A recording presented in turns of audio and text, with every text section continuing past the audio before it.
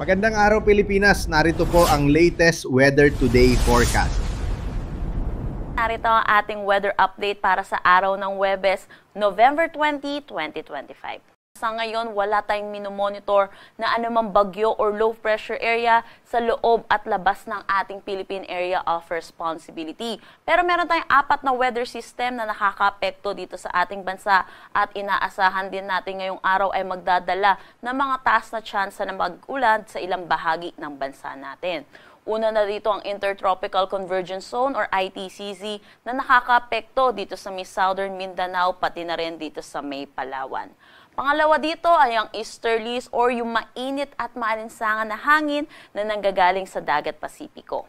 Pangatlo, ang northeast monsoon or ang amihan. At yung pang-apat natin ay dulot netong salubungan netong northeast monsoon natin which is malamig na hangin at easterlies which is mainit at malinsangan na hangin. Yung kanilang salubungan, ito yung tinatawag nating shear line. At ito yung makikita natin mga kaulapan dito sa eastern section ng Northern Luzon.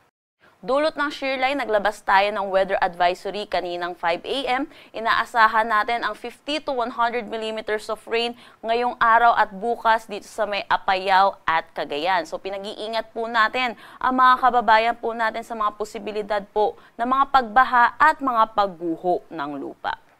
Para sa magiging panahon natin ngayong araw dito sa Luzon, dulot ng northeast monsoon, inaasahan natin mataas ang tsansa ng mga pag-ulan dito sa may Ilocos Norte at Batanes. Samantala, dulot naman ng shear line, inaasahan din natin ang mataas na tsansa ng mga pag-ulan dito sa may Cagayan, Isabela, buong Cordillera Administrative Region, Quirino, Nueva Vizcaya at Aurora. Dito naman sa Quezon ay dulot ito ng easterlies.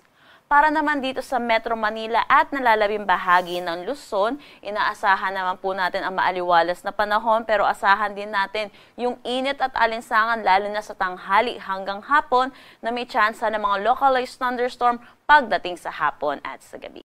Agwat ng temperatura para sa Metro Manila, 25 to 31 degrees Celsius. Para naman dito sa may Visayas, pati na rin dito sa may Palawan natin, at dito sa may Southern Mindanao, particularly dito sa may Basilan, Sulu, Tawi-Tawi, Soc-Sargen at Davao Region, makakaranas sila ng maulap na papawirin na may mga kalat-kalat na pag-ulan dulot netong Intertropical Convergence Zone.